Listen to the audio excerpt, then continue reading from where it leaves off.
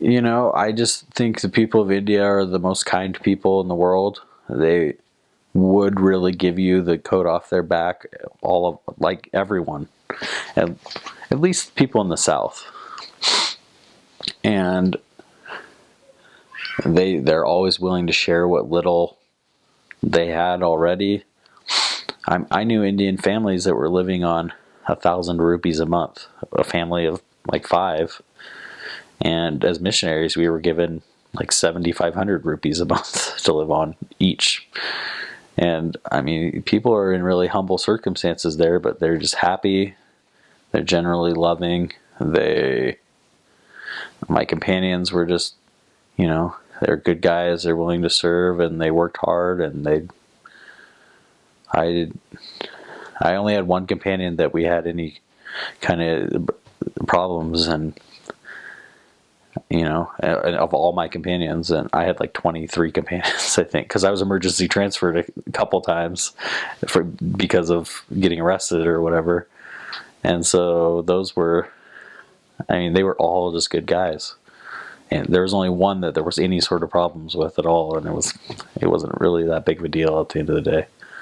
They're incredibly faithful. They love God. So one story, there's a guy I wanted to buy. There's a guy we'd go get coconuts from. He just had a little cart. He had coconuts on it. And guys in India with coconut carts, they have big curved knives, and they use those to cut the top of the coconut, and then they put a straw in there, and you can buy it. It costs a rupee, which is 2 cents. And there's a guy, and so they sell them for a rupee, and I'm sure they sell a fair amount of them. But this guy had his coconut knife, and I think these knives, if you go get them new, they cost like 200, 300 rupees. I mean, which is what, like $6? But if people are living on 1,000 rupees a month, that's a pretty good chunk.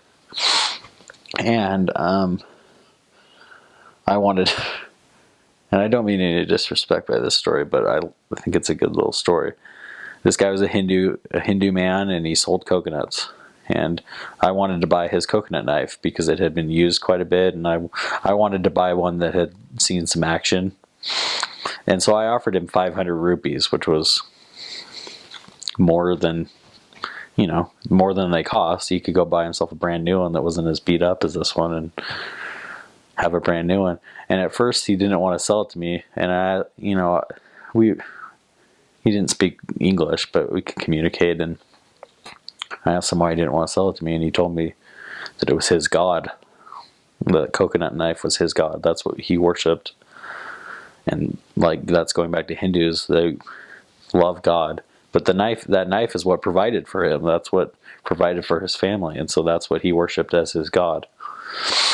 And so I doubled I told him I'd give him 1,000 rupees, and he sold it to me. But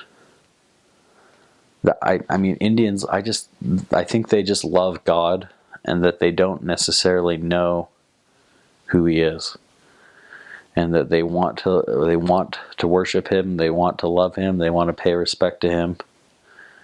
But I just think after thousands of years of being geographically isolated, with the Himalaya mountains to the north and Mount Everest to the north, and then ocean all around, people just have a really twisted idea of who God is. And that, I think, is manifest in all these representations of God that show up in Hinduism.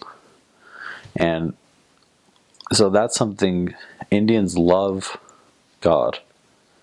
And that was something that we were able to come and share a message of who God is. And that's really the first thing missionaries teach in the lessons now, is that God is our loving Heavenly Father, that He's like us, that He's a perfect being, and that He wants us to become like Him.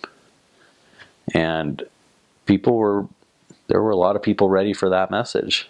And when they knew who He was, they loved Him, and they didn't leave that. That's why we had such a high retention rate, because the faithfulness of the Indian people.